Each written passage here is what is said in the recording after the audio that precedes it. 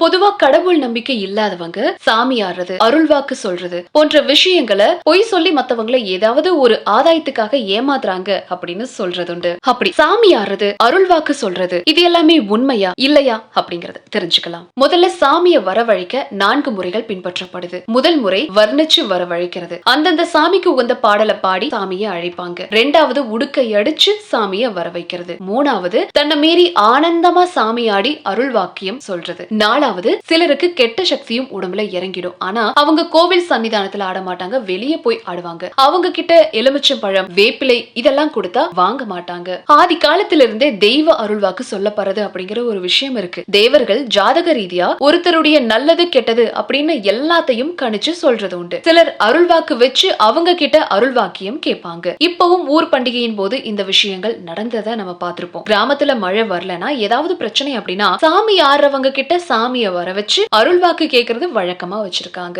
ஆன்மீக நாட்டமும் முறையான இறை வழிபாடு செய்யக்கூடியவர்களுக்கும் தியானம் தவம் இருக்கிறவங்க சாமி வந்து அருள்வாக்கு சொல்லும் போது அது நிச்சயமா பலிக்கும். ஆனா அப்படி இல்லாதவங்க சொல்லக்கூடிய வாக்கு பலிக்கிறது கிடையாது. ஜோதிடத்துல நம்ம முன்னோர்களின் புண்ணியம், நம்மளுடைய முற்பிறவி புண்ணியங்களை பூர்வ புண்ணிய ஸ்தானம் உணர்த்துவது போல இறை அருள்வாக்கு சொல்றவங்களும் தர்ம சக்தி வழிபடி நடக்கிறவங்க சொல்ற வார்த்தைகளை பலிக்கும். யார் ஒருத்தங்க நல்ல விஷயங்களை செய்யறாங்களோ அவங்களுக்கு நிச்சயமா நல்லதுதாங்க நடக்கும். ஒருத்தர் அருள்வாக்கு சொல்லணும் அப்படின்னா ஜாதகம் படிக்கணும் அப்படின்னாலும் அவங்களுக்கு தெய்வத்துடைய அருள் இருந்தா மட்டும்தான் அது நடக்கும்.